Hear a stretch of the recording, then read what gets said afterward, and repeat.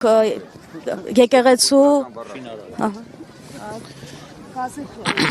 ռեստավրացիա չէ, ըստ էության նաև արվել, որովհետև պահպանվել է այնպես փլորը կար։ Այո,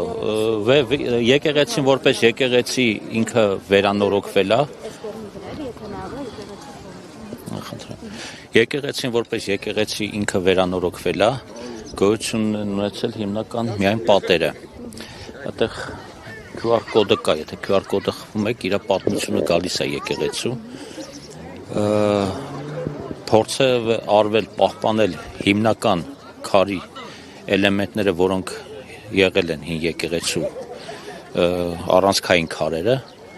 եւ կատարվել է վերանորոգում։ Եկեղեցու ներսում երևում է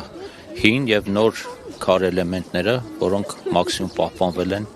մկրտարանը, ավանդատները, կամարները, հին եկեղեցու քարերն է եղել։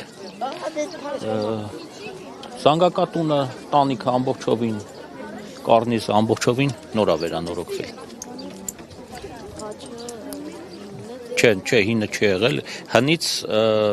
ոչ մի տենց բան մնացած չի եղել, խաչը նորն է, զանգը նոր է, այս պատի հետևը կա մի քանի էլեմենտ քարի, որոնք հին եկեղեցուն են վերաբերվել։ Սխալվում 23 թվականին է մեկնարկել 4 թվականին 24-ի աշնանից վերանորոգումը ընթացքի մեջ է եղել։ Արտուր Մխիթարյան, շինարական ընկերության տնօրեն, ով կատարել է վերանորոգումը։ Դավիթ Էներջի։